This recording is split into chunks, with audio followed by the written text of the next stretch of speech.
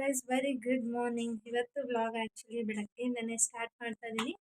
Welcome back to Lakshmi Lokesh YouTube channel. Guys, ಎಲ್ಲರೂ ಹೇಗಿದ್ದೀರಾ? So I hope ಎಲ್ಲರೂ ಚೆನ್ನಾಗಿದ್ದೀರಾ ಅಂತ ಅನ್ಕೊಂಡಿದ್ದೀನಿ. ನಾನು ಕೂಡ ಚೆನ್ನಾಗೇ ಇದ್ದೀನಿ. ಏನದು ಫೋನು ಎಷ್ಟು ದಿನದಿಂದ ಕುಕ್ಕೆಲ್ ತಂದಿರೋ ಪ್ರಸಾದ ಮೇಡಮ್ ಅವ್ರು ಇವಾಗ ಅನ್ಬಾಕ್ಸಿಂಗ್ ಮಾಡಿದ್ದೀನಿ. ಹಾಕ್ರಾ ಹಾಸಿಗೆ ಮೇಲೆ? ಹಾಂ, ಇವತ್ತು ಆ್ಯಕ್ಚುಲಿ ಬೆಳಗ್ಗೆನೇ ಮೂಡ್ ಔಟ್ ಆಗಿಬಿಟ್ಟಿದೆ ಗೈಸ್. ಯಾಕಂತ ಹೇಳಿದ್ರೆ ಸೊ ಟೈಲ್ಸ್ ಅವ್ರ ಹತ್ರ ಆ್ಯಕ್ಚುಲಿ ತುಂಬ ಅಂದರೆ ತುಂಬಾ ಕಿರಿಕ ಆಗಿಬಿಟ್ಟಿದೆ ಇವತ್ತು. ಯಾರು ನಮ್ಮ ಥರ ಫುಲಿಶ್ ಆಗಕ್ಕೆ ಹೋಗಬೇಡಿ. ಹೆಂಗಾಡಿದ್ವಿ ವಿತೀಕ್ಷಾ? ನೀನು ಏನು ಮಾಡ್ತಾ ಇದೀಯಾ? ಹಾಂ, ಏನು ಮಾಡ್ತಾ ಇದೀಯಾ ನೀನು?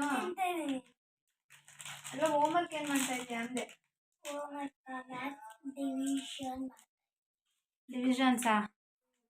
ಸರಿ, ಬೇಗ ಕಂಪ್ಲೀಟ್ ಮಾಡು.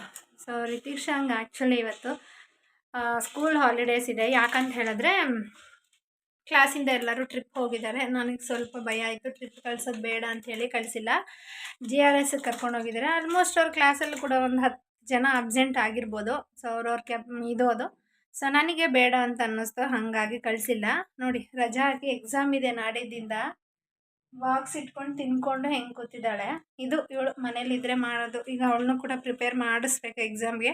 ಹಾಗೆ ನಾನು ಹೇಳ್ತಾ ಇದ್ದೆ ಬೆಳಗ್ಗೆಯಿಂದ ಫುಲ್ಲು ಟೈಲ್ಸ್ ಅವ್ರ ಹತ್ರನೇ ಜಗಳ ಅಂತ. ಯಾಕೆ ಅಂತ ಹೇಳಿದ್ರೆ, ಸೊ ಅವ್ರು ಏನು ಕೆಲಸ ಮಾಡಿದಾರೋ ಅದ್ರದ್ದು ಅಷ್ಟದು ದುಡ್ಡು ಕೊಟ್ಬಿಟ್ಟಿದ್ದೀವಿ. ಇನ್ನೇನು ಸ್ವಲ್ಪ ಪೆಂಡಿಂಗ್ ಇಟ್ಟಿದ್ದಾರೆ, ಅದನ್ನು ಮಾಡಿ ಅಂತ ಹೇಳಿದ್ರೆ ಫಸ್ಟೇ 10,000 ಅಡ್ವಾನ್ಸ್ ಹಾಕಿ, ಇಲ್ಲಾಂದರೆ ನಾನು ಬರಲ್ಲ ಅಂತಾರೆ. ಅವರು ಯಾವ ಗ್ಯಾರಂಟಿ ಮೇಲೆ ಆ ಥರ ಹೇಳ್ತಾ ಇದ್ದಾರೆ ಅಂತ ಹೇಳಿದ್ರೆ, ಎಲ್ಲ ಮಾಡಿದ್ದೀವಿ, ಬೇರೆಯವ್ರು ಯಾರೂ ಬಂದು ಕೈ ಇಡಲ್ಲ. ಆಮೇಲೆ ಇನ್ನೊಂದೇನಪ್ಪ ಅಂತ ಹೇಳಿದ್ರೆ, ನಮ್ಮ ಮನೇಲಿ ಸ್ವಲ್ಪ ಲೋಕಿ ಸೆನ್ಸಿಟಿವು. ಸೊ ಅದನ್ನು ಅವರು ತುಂಬ ಅಂದರೆ ತುಂಬಾ ಮಿಸ್ಯೂಸ್ ಮಾಡ್ಕೊತಾರೆ. ಬರಲ್ಲ ನಾನು ಏನು ಅಂತ ಹೇಳಿದ್ರು. ನನಗೆ ಇವತ್ತು ಎಲ್ಲಿತ್ತೋ ಕೋಪ ಗೊತ್ತಿಲ್ಲ. ನಾನು ಇಷ್ಟು ದಿನ ಅವ್ರ ಹತ್ರ ಅಷ್ಟು ರ್ಯಾಶಾಗಿ ಮಾತಾಡಿರಲಿಲ್ಲ. ತುಂಬ ರ್ಯಾಶಾಗೆ ಮಾತಾಡಿದ್ದೀನಿ. ನೀನು ಟೈಲ್ಸ್ ಕಿತ್ತಾಕು, ನನ್ನ ಟೈಲ್ಸ್ ಹೆಂಗಿತ್ತು ಹಂಗೆ ಕೊಡು, ನನ್ನ ದುಡ್ಡು ವಾಪಸ್ ಕೊಡು ಅಂತ. ಸೊ ½ ಅವರ್ ಅವ್ರ ಹತ್ರ ಆರ್ಗ್ಯುಮೆಂಟ್ಸ್ ಆಗೋಗಿದೆ. ಇಲ್ಲ ಬರ್ತೀನಿ ಅಂತ ಈಗ ಹೇಳಿದ್ದಾರೆ.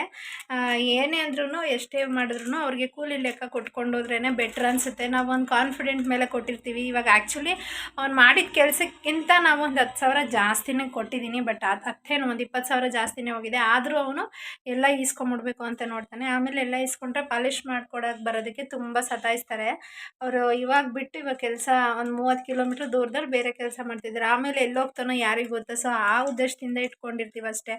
ಅದನ್ನು ಅವ್ರು ಈಸ್ಕೊಂಬಿಡೋಣ ಅಂತ ನೋಡ್ತಾರೆ. ಆಮೇಲೆ ನಾನೇ ಈಗ ಆಲ್ರೆಡಿ 2-3 ಸಲ ನಮ್ಮ ಮನೆಯವರೇ ಹೋಗಿ ಹುಡ್ಕೊಂಡು ಕರ್ಕೊಂಬಂದಿದ್ದಾರೆ. ಮತ್ತೆ ಇದೇ ಥರ ಆಗಿಬಿಡುತ್ತೆ ಅಂತ ಹೇಳಿ ಇಟ್ಕೊಂಡಿರೋದು. ನೀವು ಅಡ್ವಾನ್ಸ್ ಫಸ್ಟೇ ಹಾಕಿದ್ರೆ ಬರ್ತೀನಿ, ಇಲ್ಲ ಬರಲ್ಲ ಅಂತ ಹೇಳ್ದೆ. ಹಾಗಾಗಿ ಇವತ್ತು ಸ್ವಲ್ಪ ರ್ಯಾಶಾಗಿ ಜಗಳ ಆಡಿದ್ದೀನಿ. ಇನ್ನು ನೋಡಬೇಕು, ಬರ್ತೀನಿ ಅಂತ ಹೇಳಿದ್ದಾರೆ. ಇನ್ನು ಅಡುಗೆ ಎಲ್ಲ ಮಾಡಿಟ್ಟು ಏನು ಅಡುಗೆ ಮಾಡ್ತಾಯಿದ್ದೀನಿ ಇವತ್ತು. ಆ್ಯಕ್ಚುಲಿ ಕಡಲೆಕಾಳು ಸಾಂಬಾರು ಮಾಡೋಣ ಅಂದ್ಕೊಂಡಿದ್ದೀನಿ. ಯಾಕಂದರೆ ಮೇಡಮ್ ಅವ್ರಿಗೆ ಸ್ಕೂಲ್ ಹಾಲಿಡೇಸ್ ಇರೋದ್ರಿಂದ ತಿಂಡಿ ಏನೂ ಮಾಡಿಲ್ಲ. ಸಾಂಬಾರು ಎಲ್ಲ ಮಾಡಿಟ್ಟು ತಿಂದು ಮನೆ ಹತ್ರ ಹೋಗಿ ಬರೋಣ ಬನ್ನಿ. ಏನು ಮಾಡ್ತಿದ್ದಾರೆ ಅಂತ ತೋರಿಸ್ತೀನಿ. ಅಡುಗೆ ಮಾಡಿಟ್ಬಿಟ್ಟು ಹೋಗೋಣ. ಇವತ್ತು ಆ್ಯಕ್ಚುಲಿ ಏನು ತಿಂಡಿ ಏನು ಮಾಡ್ತಿಲ್ಲ. ನಿಮ್ಗಾಗಲೇ ಹೇಳ್ದಂಗೆ ರಿತೀಕ್ಷನ್ಗೆ ಸ್ಕೂಲ್ ಹಾಲಿಡೇ ಇರೋದ್ರಿಂದ ಒಂದೇ ಸತಿ ಕಡಲೆಕಾಳು ಸಾಂಬಾರು ಮಾಡೋಣ ಅಂತ ಅಂದ್ಕೊಂಡಿದ್ದೀನಿ. ಸೊ ಈ ಥರ ಮಸಾಲೆ ಇಟ್ಟು ಕಡಲೆಕಾಳು ಸಾಂಬಾರು ಮಾಡಿದ್ರೆ ಎಷ್ಟು ಚೆನ್ನಾಗಿರುತ್ತೆ ಗೊತ್ತಾ. ನಾನು ಆ್ಯಕ್ಚುಲಿ ಇದಕ್ಕೇನು ತರಕಾರಿ ಎಲ್ಲ ಏನು ಹಾಕಲ್ಲ. ಕಡಲೆಕಾಳು ಮತ್ತು ಬದನೆಕಾಯಿ, ಆಲೂಗಡ್ಡೆ ಅಷ್ಟೇ ಹಾಕೋದು. ಮಸಾಲೆ ಎಲ್ಲ ರುಬ್ಬಿ ಹಾಕಿ ಕಾಳೆಲ್ಲ ಫಸ್ಟೇ ಒಗ್ಗರಣೆಗೆ ಹಾಕ್ಕೊಂಡು ಅದಕ್ಕೆ ಎಷ್ಟು ಬೇಕೋ ಅಷ್ಟು ನೀರು ಹಾಕ್ಕೊಂಡು ರುಚಿಗೆ ತಕ್ಕಷ್ಟು ಉಪ್ಪು ಹಾಕ್ಕೊಂಡ್ರೆ ಸಾರು ಮಾತ್ರ ತುಂಬ ಚೆನ್ನಾಗಿರುತ್ತೆ. ಎಷ್ಟು ಸಿಂಪಲ್ಲಾಗಿ ಮಾಡ್ತೀವೋ ಅಷ್ಟೇ ಟೇಸ್ಟ್ ಕೂಡ ತುಂಬ ಅಂದರೆ ತುಂಬಾ ಚೆನ್ನಾಗಿರುತ್ತೆ. ನಮ್ಮ ಮನೆಯವ್ರಿಗೆ ಈ ಕಡಲೆಕಾಳು ಸಾಂಬಾರು ಅಂದರೆ ತುಂಬ ಫೇವ್ರೆಟ್ಟು. ಹಾಗಂತ ಏನು ಜಾಸ್ತಿ ಏನು ಮಾಡಲ್ಲ ಇದು. ತಿಂಗಳಲ್ಲಿ ಅಥವಾ 2 ತಿಂಗ್ಳಿಗೆ ಒಂದ್ಸಲ, 3 ತಿಂಗ್ಳಿಗೆ ಒಂದ್ಸಲ ಅಷ್ಟೇ. ಯಾಕೆಂದರೆ ಕಡಲೆಕಾಳು ಗ್ಯಾಸ್ ಆಗಿರೋದ್ರಿಂದ ಸೊ ನಾನು ಜಾಸ್ತಿ ಮಾಡೋಕ್ಕೆ ಹೋಗಲ್ಲ. ಇನ್ನು ಮನೆಯಲ್ಲೇ ಅನ್ನ ಸಾಂಬಾರು ಇವತ್ತು ತಿಂಡಿ ಎಲ್ಲ ತಿಂದ್ಕೊಂಡು ಇನ್ನು ಮನೆ ಹತ್ರ ಹೋಗೋಣ ಬನ್ನಿ. ಆ್ಯಕ್ಚುಲಿ ಇವತ್ತು ಮನೆ ಹತ್ರ ಪ್ಲಾಸ್ಟಿಂಗ್ ಎಲ್ಲ ಮುಗ್ದಿತ್ತಲ್ಲ. ಸೊ ಗಣೇಶನ ಮಾಡಿ ಅಂತ ಹೇಳಿದ್ದೆ ಮುಂದೆಗಡೆ ಸಿಮೆಂಟಲ್ಲಿ. ಅದನ್ನು ಹೆಂಗೆ ಮಾಡ್ತಿದ್ದಾರೆ ಅಂತ ಒಂದು ಹಂಗೆ ಕ್ಲಿಪ್ಪಿಂಗ್ ತೋರಿಸ್ತೀನಿ ಬನ್ನಿ. ಇನ್ನು ಮನೆ ಹತ್ರ ಕೂಡ ಹೊರಟೆ. ಸೊ ನೀವು ನೋಡ್ತಿರ್ಬೋದು ಈ ಶೇಪಲ್ಲೇ ಗಣೇಶನ ಮಾಡಿಸ್ತಾ ಇರೋದು. ನಾನು ಹೋದಾಗ ಆ್ಯಕ್ಚುಲಿ ಹಿಂಗೆ ಸಿಮೆಂಟ್ ಹಾಕಿ ಇಟ್ಟಿದ್ದಾರೆ, ಎಷ್ಟೆಷ್ಟು ಬೇಕೋ ಅಷ್ಟು.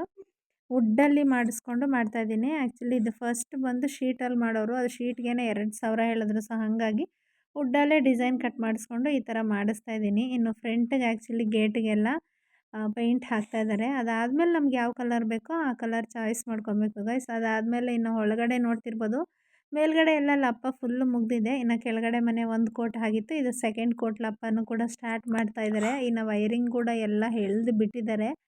ಇದು ಕೆಳಗಡೆ ಮನೆದು ಈಗ ಬೆಳಗ್ಗೆಯಿಂದ ಸ್ಟಾರ್ಟ್ ಮಾಡ್ತಾ ಇರೋದು. ಸೊ ನಿಮಗೆ ನೋಡಿದ್ರೆ ಗೊತ್ತಾಗುತ್ತೆ, ಅದು ನೀರು ಥರ ಒದ್ದೆ ಥರ ಕಾಣಿಸುತ್ತಲ್ಲ, ಅದು ಇವಾಗ ಸ್ಟಾರ್ಟ್ ಮಾಡ್ತಾ ಇರೋದು. ಇನ್ನು ಈ ಲಾಸ್ಟ್ ಮೇಲ್ಗಡೆ ರೂಮ್ ಇದೆಯಲ್ಲ, ಸೊ ಈ ರೂಮಲ್ಲೇ ಆ್ಯಕ್ಚುಲಿ ವೈರಿಂಗ್ ಕೆಲಸ ಪೆಂಡಿಂಗ್ ಇತ್ತು. ಅದೊಂದು ಇವಾಗ ಮುಗಿಸಿದ್ರೆ ಕಂಪ್ಲೀಟ್ ವೈರಿಂಗ್ ಕೆಲಸ ಕೂಡ ಮುಗಿಯುತ್ತೆ. ಇದೊಂದು ಪೆಂಡಿಂಗ್ ಇತ್ತಷ್ಟೇ. ಇದೊಂದು ಸಿಂಪಲ್ ಬ್ಯಾಚುಲರ್ಸ್ ರೂಮ್ ಇದು. ಇಲ್ಲೂ ಕೂಡ ಎಲ್ಲ ಲಪ್ಪ ಎಲ್ಲ ಹೊಡೆದು ಕಂಪ್ಲೀಟ್ ಆಗಿದೆ. ಮನೆ ಕೆಲಸ ಅಂತೂ ಇತ್ತೀಚೆಗೆ ಸಣ್ಣ ಪುಟ್ಟ ಕೆಲಸನೇ ತುಂಬ ಟೈಮ್ ತೊಗೊಳ್ತಾ ಇರೋದು. ಸೊ ಇನ್ನು ನೋಡಿ, ಇದು ಬಚ್ಚಲಲ್ಲಿ ಟೈಲ್ಸ್ ಹಾಕಿರಲಿಲ್ಲ. ಈ ರೂಮ್ ಕೆಲಸ ಅಷ್ಟೇ ಪೆಂಡಿಂಗ್ ಇರೋದು. ಈ ಕೆಲಸದ ವಿಚಾರವಾಗಿ ನಾನಿವತ್ತು ಅವನ ಹತ್ರ ಫುಲ್ಲು ಜಗಳಾಡಿರೋದು. ಎಲ್ಲ ಮಾಡಿದ್ದಾರೆ, ಅದೊಂಚೂರು ಕೆಲಸ ಪೆಂಡಿಂಗ್ ಇಟ್ಬಿಟ್ಟು ಇವತ್ತು ನಾಳೆ ಅಂತ ಆಲ್ಮೋಸ್ಟ್ 1.5 ತಿಂಗಳಿಂದ ಸತಾಯಿಸಿದ್ದಾನೆ. ಅದರಲ್ಲೂ ಬೇರೆ ನಾನು ಬರಲ್ಲ ಅಂತ ಹೇಳಿದಾಗ ನಾನು ಕೂಡ ಇವತ್ತು ತುಂಬ ಟೆಂಪ್ಟ್ ಆಗಿಬಿಟ್ಟೆ. ಇನ್ನು ಮೇಲ್ಗಡೆ ಎಲ್ಲ ನೋಡಿಕೊಂಡು ಕೆಳಗಡೆ ಆ್ಯಸ್ ಯೂಶ್ವಲ್ ಇನ್ನು ಹೊರಡೋಣ ಅಂತ ಬಂದೆ. ಆಗಲೇ ನೀವು ನೋಡ್ತಿರ್ಬೋದು ಗಣೇಶ ಅದನ್ನು ಈಗ ಇನ್ನೇನು ತೆಗಿಯೋಕ್ಕೆ, ಅದು ಒಂದು ಸ್ವಲ್ಪ ಡ್ರೈ ಆದಮೇಲೆ ತೆಗಿತಾ ಇದ್ದಾರೆ ಗೈಸ್. ಮನೆಗೆ ಹೋಗಿ ಕಂಟಿನ್ಯೂ ಮಾಡ್ತೀನಿ. ನೋಡಿದ್ರಲ್ಲ ಗೈಸ್, ಮನೆ ಹತ್ರ ಹೋಗಿ ಆ್ಯಕ್ಚುಲಿ ಈಗ ಬಂದೆ. ಸೊ ನಮ್ಮ ಗುಂಡಣ್ಣ ನಾನು ಬರೋಷ್ಟರಲ್ಲಿ ಎದ್ಬಿಟ್ಟಿದ್ದಾನೆ. ಗುಂಡಣ್ಣ ಗುಂಡಣ್ಣ ಕೈ ತೆಗಿ. ಹಾಯ್ ಏನು, ಹಾಯ್ ಹಾಯ್ ಮಾಡು, ಹಾಯ್ ಮಾಡು, ಹಾಯ್. ಸೊ ಹೊರಗಡೆ ಏನೇ ಟೆನ್ಷನ್ ಇದ್ರು ಗೈಸ್, ಮಕ್ಳು ಮುಖ ನೋಡೋ ಅಷ್ಟರಲ್ಲಿ ಏನೋ ಒಂದು ಖುಷಿ. ಮಕ್ಳು ಮುಖ ನೋಡ್ತಿದ್ರೆ ಆಲ್ಮೋಸ್ಟ್ ಎಲ್ಲ ಟೆನ್ಷನ್ನು ಕೂಡ ಕಡಿಮೆ ಆಗುತ್ತೆ. ನಿಮಗೂ ಇದೇ ಥರ ಇದ್ದರೆ ಕಮೆಂಟ್ ಮಾಡಿ. ನಾನು ಆಗಲೇ ಹೇಳ್ದಂಗೆ ಬೆಳಗ್ಗೆಯಿಂದಂತೂ ಇವತ್ತು ಒಂಥರ ಮೂಡ್ ಔಟ್ ಆಗಿಬಿಟ್ಟಿದೆ. ಯಾಕಂತ ಹೇಳಿದ್ರೆ ಟೈಲ್ಸ್ ಅವನ ಹತ್ರ ಜಗಳಾಡಿ ನನಗೆ ಇರಿಟೇಷನ್ ಆಗಿಬಿಟ್ಟಿದೆ. ಸೊ ನಂತರ ನೀವು ಯಾರು ಮಾಡ್ಕೊಳಕ್ಕೆ ಹೋಗಬೇಡಿ. ಎಷ್ಟು ಬೇಕೋ ಅಷ್ಟು ಕೊಟ್ಕೊಳ್ಳಿ. ಸೊ ಅವ್ರು ಬಿಡಲ್ಲ, ನನಗೆ ಗೊತ್ತು. ಆಲ್ಮೋಸ್ಟ್ ದುಡ್ಡು ದುಡ್ಡು ಅಂತ ಸ್ಟಾರ್ಟ್ ಮಾಡಿಬಿಡ್ತಾರೆ. ಅದಕ್ಕೆ ನಾನು ಏನು ಹೇಳ್ತೀನಿ ಅಂತ ಹೇಳಿದ್ರೆ ಗೈಸ್, ನೀವು ಏನು ಕೆಲಸ ಮಾಡ್ಕೊಳ್ತೀರೋ, ಒಂದು ನಿಮಿಷ ಗೈಸ್. ಸೊ ನೀವು ಏನು ಕೆಲಸ ಮಾಡೋಕ್ಕೆ ಬಂದಿದ್ದಾರೋ, ಎಷ್ಟು ಜನ ಬಂದಿದ್ದಾರೋ ಅದ್ರ ತಕ್ಕನಂಗೆ ದುಡ್ಡು ಕೊಟ್ಕೊಂಡು ಹೋಗಿ ಅಂತ ಹೇಳ್ತೀನಿ. ಸಪೋಸ್ ಇಬ್ಬರು ಬಂದಿದ್ದರೆ ಸೊ ಆ ಕೂಲಿ ಮಾತ್ರ ಕೊಟ್ಕೊಂಡು ಹೋದರೆ ನಿಮಗೂ ಸೇವ್ ಆಗುತ್ತೆ. ಇಲ್ಲಾಂದರೆ ನೋಡಿ, ನಾವೊಂದು ನಂಬಿಕೆ ಇಟ್ಟಿರ್ತೀವಿ ಅವ್ರ ಮೇಲೆ, ಬರ್ತಾರೆ ಬಿಡು ಅಂತ. ಅವರು ಯಾವ ಥರ ಮಾತಾಡ್ತಾರೆ ಅಂದರೆ, ಇನ್ನೊಂದು 5-10 ಸಾವಿರ ರೂಪಾಯಲ್ಲಿ ನಾವೇ ಏನೋ ಮೋಸ ಮಾಡಿಬಿಡ್ತೀವಿ ಅಂತ ಅನ್ಕೊತಾರೆ. ಬಟ್ ಎಲ್ಲ ಓನರ್ಸು ಮೋಸ ಮಾಡೋರೇ ಇರಲ್ಲ. ಹಾಗಂತ ಎಲ್ಲ ಓನರು ಕರೆಕ್ಟಾಗೇ ಇರ್ತಾರೆ ಅಂತಲೂ ಹೇಳಲ್ಲ. ಬಟ್ ಎಲ್ಲರೂ ಅವ್ರು ಅದೇ ಥರ ಜಡ್ಜ್ ಮಾಡಿದ್ದು ತಪ್ಪು. ಸೊ ಇನ್ನು ಮನೆ ಕಡೆ ಕೆಲಸ ಅಂತೂ ಇನ್ನೇನು ವೈರಿಂಗ್ ಕೂಡ ಎಲ್ಲ ಕಂಪ್ಲೀಟ್ ಆಗಿದೆ. ಇವತ್ತಿಗೆ ಲಪ್ಪ ಹೊಡೆಯೋದು ಕೂಡ ಫುಲ್ ಮುಗಿಯುತ್ತೆ. ಇನ್ನು ಪೇಂಟ್ ಸೆಲೆಕ್ಷನ್ ಮಾಡಬೇಕು. ಪೇಂಟ್ ಹೊಡೆದು ಇನ್ನು ಟೈಲ್ಸ್ ಪಾಲಿಷಿಂಗ್ ಮಾಡಿದ್ರೆ ಮುಗೀತು ಗೈಸ್. ಈಚೆ ಗಣೇಶ ಹೆಂಗಿದೆ, ಅದನ್ನು ತೆಗೆದ್ಮೇಲೆ ಹೆಂಗೆ ಕಾಣಿಸ್ತಿದೆ ಅಂತ ನಾನು ನೆಕ್ಸ್ಟ್ ವ್ಲಾಗಲ್ಲಿ ಶೇರ್ ಮಾಡ್ತೀನಿ. ಇವತ್ತಿನ ವ್ಲಾಗ್ ಇಲ್ಲಿಗೆ ಮುಗಿಸ್ತೀನಿ. ಇನ್ನು ರಿತಿಕ್ಷನ್ಗೆ ಆ್ಯಕ್ಚುಲಿ ಇವತ್ತು ರಜಾ ಇದೆ. ಮೇಡಮ್ ನೋಡ್ಬೋದು ನೀವು. ಸೊ ತೋರಿಸ್ತೀನಿ ನೋಡಿ, ಅಲ್ಲಿ ದಿವಾನ್ ಮೇಲೆ ಆಲ್ಮೋಸ್ಟ್ ಅವಳು ಅಲ್ಲಿ ಮಲಗಿಬಿಟ್ಟಿದ್ದಾಳೆ. ಇನ್ನು ಇವನು ನಾನು ಬರೋಷ್ಟರಲ್ಲಿ ಎದ್ದಿದ್ದ ಅಂಥೇಳಿ ಇವನ್ನ ಈಗ ನಾನೇ ಇಟ್ಕೊಂಡಿದ್ದೀನಿ. ಗುಂಡಣ್ಣನ ಏನು ನಾಚಿಕೆ ಅವನಿಗೆ.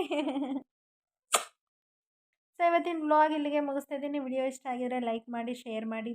ಇನ್ನು ಯಾರ್ಯಾರು ನನ್ನ ಚಾನಲ್ಗೆ ಸಬ್ಸ್ಕ್ರೈಬ್ ಮಾಡಿಲ್ಲ, ಸೊ ಪ್ಲೀಸ್ ಸಬ್ಸ್ಕ್ರೈಬ್ ಮಾಡ್ಕೊಂಡು ನೋಡಿ ಅಂತ ಹೇಳ್ತಾ ಬಾಯ್, ಟೇಕ್ ಕೇರ್, ಬಾಯ್ ಏನು, ಬಾಯ್ ಏನು, ಗುಂಡಣ್ಣ.